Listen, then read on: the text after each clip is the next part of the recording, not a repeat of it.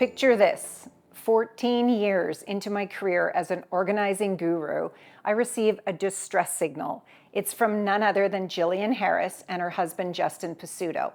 She is a beloved Canadian celebrity, the visionary behind Jillian Harris Design and the Jilly Academy, and a woman adored by millions, including me. I love her family. Her passions span from family and philanthropy to food, fashion, and decor. If you aren't already a fan of theirs, I encourage you to follow Jillian and her husband Justin Pasutto on Instagram. Their journey is one you don't want to miss. Despite their inherent organizing skills, they found themselves in the all too common situation. Way more was coming into their house than was going out. Sound familiar?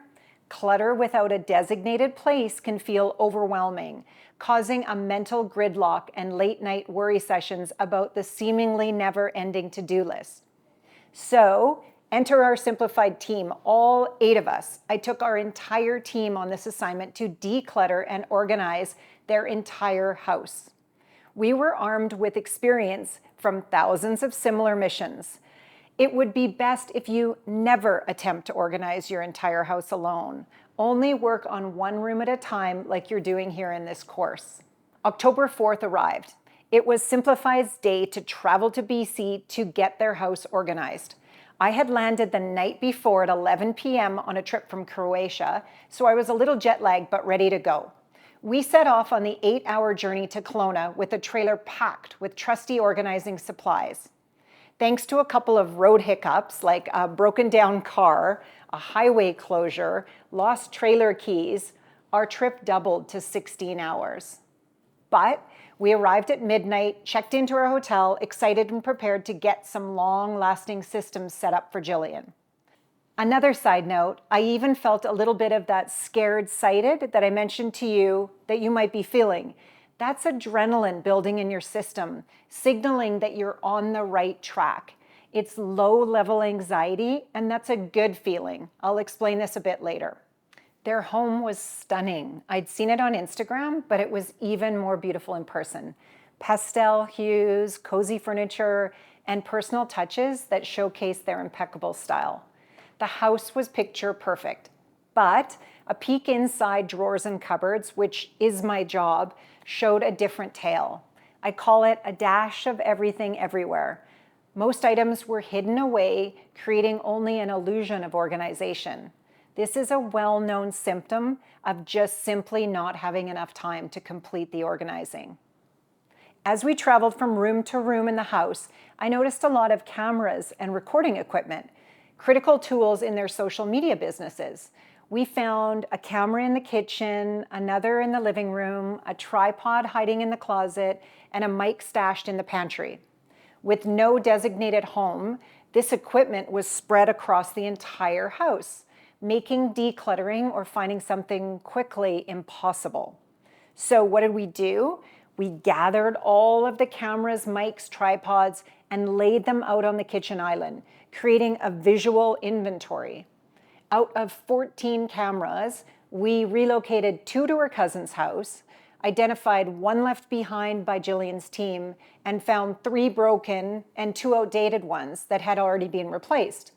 Ultimately, we trimmed down 70% of the cameras, and Jillian and Justin felt fantastic that some were going to be donated. We did this exercise with everything in every corner of their house. We removed everything from their hiding spots and put them all into categories, or what I like to call towns. I call them towns because it's fun and it breaks the nerves and tension when you're looking for something. Where are the dog leashes again? Oh yeah, they're in Dogtown. Justin and Jillian went through every town that we had created and they purged.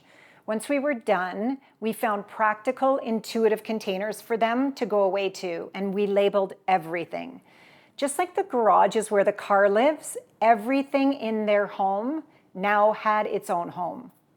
It took our team 100 working hours because we touched and made decisions about every item in the house. This is precisely why I say never do your entire house at once. 100 hours is a lot of time, and we're professionals, so we stayed on task. We purged and found new homes for every category of item in their house. Here's the exciting news. A year and a half later, Justin and Jillian invited us to come back to do a quick reorg. This time, it took us 25 hours to whip through their entire house. So it took us a quarter of the time. Math doesn't lie. The same house, and this time it was so easy and a lot of fun because everything was already in towns. The majority of planning was already done, so we merely had to look at the towns and maintain things. This is proof that the first time is challenging, particularly without guidance from a professional, but it gets way easier mentally and physically after that. Remember, 100 hours up front and 24 hours to maintain. If you do your kitchen correctly, it will only take a quarter of the time to refresh it occasionally. This process highlights the core of decluttering, laying out your possessions, understanding your clutter, and deciding what to keep.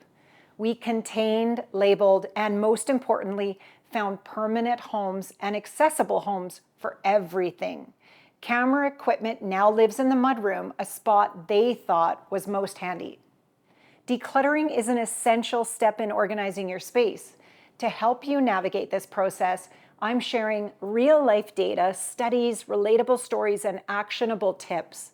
These resources will empower you to break free out of your old habits and create a well-organized home. Prepare to embark on the transformational journey with me, just like Justin and Jillian did.